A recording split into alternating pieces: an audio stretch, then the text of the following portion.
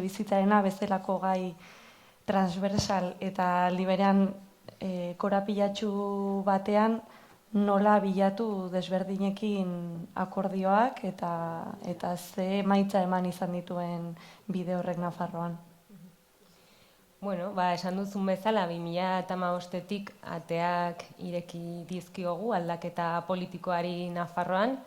2019an ere erabaki zaila hartu genuen, baina herritarren ongizatea helburu eta eskuina zokoratzeko helburuarekin Txibite lehendakari egin genuen, eta ordutik ere desberdinen arteko akordio asko egin ditugu.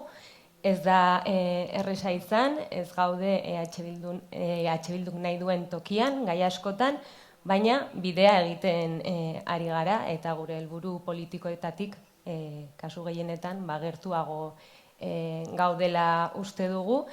Etxebizitzaren gaian zehazki gaur egun Kontigo Zurekin koalizioak kudeatzen duen departamentua da Nafarroako gobernuan. Podemos, Izquierda Unida, Batzarre bezalako indarrek osatzen duten koalizioa da hau. Eta gure lerro politikoarekin bi diferentzia nagusi ikusten ditugu gaur egun. Alde batetik etxebizitza politika publikoen sakontasunean edo bideratu behar diren baliabide kopuruan dago diferentzia nagusia, eta bestetik landa eremuko ikuspegian. Gobernua oso zentratua ikusten dugu hiriguneetan, eta kontuan izan behar da Nafarroako udalerrien gehiengo oso zabala landa eremukoa dela. 1000 biztanle baino gutxiago dituzte Nafarroako udalerrien 60% baino gehiago. Badugu despopulazio arazo larria, eskualde batzuetan oso larria dena gainera, eta gutxi gora bera Nafarroko udalerrien bi herenei eragiten diena. Hau bakarrik ez da etxebizitzarekin konpontzen, baina uste dugu ere etxebizitza politikak egiteko momentuan ezin dugula herrien eta landa eremuaren realitatea albo batera utzi. Adibide bat jarriko dizuet eremu tentsionatuen izendapenarekin, ikusiko zenuten azaroan iragarri zela 21 udalerri alokairuko eremu tentsionatu izendatzeko prozesuari hasiera ematen zitzaiola. Izendapena apirila inguruan espero da. 21 udalerri hauetan bizi da Nafarroako populazioaren 78%. Beraz, hasiera batean oso ongi baloratzen dugun ekimena da, ze EAN ez bezala gobernuak iniziatiba hartu du eta iragarri du espediente administratibo bakar baten bidez, populazioaren zati handi bati eragingo dion izendapena egingo duela, baina orain ikusi behar dugu izendapen horrekin batera etorriko diren kudeaketa planak zer nolako sakontasuna izango duten. Kudeaketa plan horietan jaso behar dira desoreka horiek zuzentzeko neurriak eta mota askotarikoak izan daitezke, batzuk gobernuari egokituko zaizkio, beste batzuk udalei, eta uste dugu Bildutik ambizioz jokatu beharra dagoela eta neurri ausartak eta sakonak planteatu behar direla. Baina gainera, izendapen honetatik kanpo gelditu dira 5000 biztanletik berako udalerri guztiak. Hauen egoera ez da aztertu ere egin.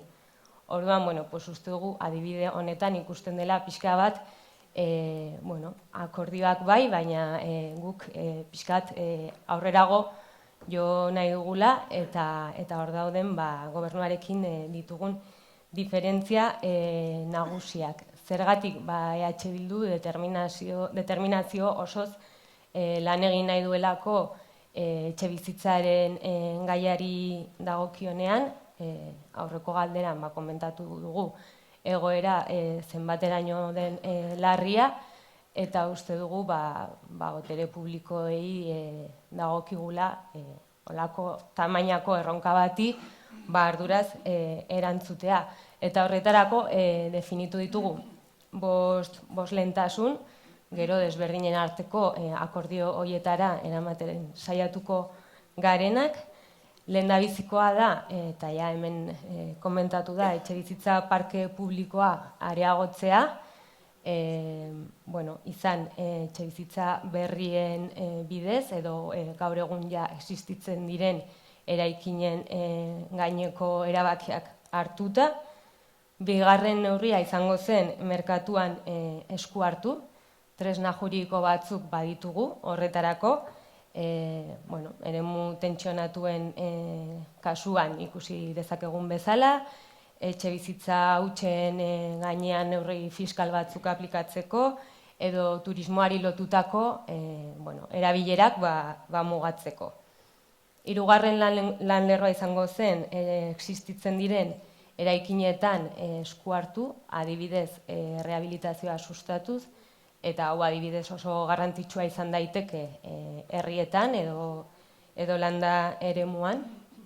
Laugarren neurria izango zen gazteen emantzipaziorako neurriak aplikatzea, eta bukatzeko etxebizitza eskubidea bermatzeko formula alternatiboak sustatu. Izaera publiko komunitarioa duten formulak landu eta aplikatzen saiatu. Nola nahi dugu guzti hau egin? Akordio zabalen bidez, beharrezkoak direlako, eta horretarako bultza egin behar dugu, indarra egin behar dugu, eta gure indar, Bilduk gaur egun duen indar politikoa eraginkortasunera eraman, ez? Parlamentuan 3. indarra gara, baina ezin dugu ahaztu 50 parlamentaritik 9 ditugula.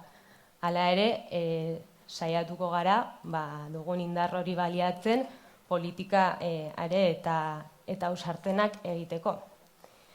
Horrela egin genuen adibidez, 2025ko aurrekontuetarako akordioan.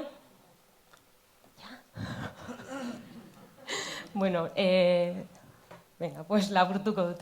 Adibidez, hori 2025ko aurrekontuen akordioan neurri sorta batzuk gaitu genituen, Bildu bezala, gora aipatuko dut bat, ez dudalako denbora, eta da lehen aurreko mahai inguruetan komentatu dena ez ikuskaritzaren beharra. Guk akordio horretan beste neurri batzuekin batera apostu egin genuen babes ofizialeko etxe bizitzen eta lokairuen prezioen inguruko ikuskaritza handiago bat izaten eta hau laguntzen. Parlamentuan ere zentzu berdinean ari gara, azken hilabete honetan adibidez mozio bat aurkeztu dugu etxebizitza eskubidea Nafarroa osora zabaltzeko eta landa eremurako etxebizitza plan bat osatzeko. Udaletan ere ditugun mugekin aizpeak oso ongi komentatu dituenak, ez? Muga ekonomikoak, baliabide humanoak, neurri batzuk ere hartu ditzazkegu, izan lurzorua jartzeko babes ofizialeko etxebizitzak egiteko, izan turismoaren ingurukoak edo etxebizitza hutsen ingurukoak, eta azkenik ere herritar bezala eta eragile politiko bezala kaletik ere. Oso ongi esplikatu da aurreko mahai inguruan, baina ezinbestekoa da kale aktibazioa eta mobilizazioa etxebizitzaren tamainako erronkei eusteko, eta etxebizitza eskubide subjektiboa bezala aitortuta egoteaz, materialki hori gauzatzera pasa nahi badugu, maila guztietan eragin beharko dugu, eta akordioak merezi duen sakontasuna izateko, tira egin beharko dugu guztiok batera. Bale, eta Aizpea zure gana noa lehenago ere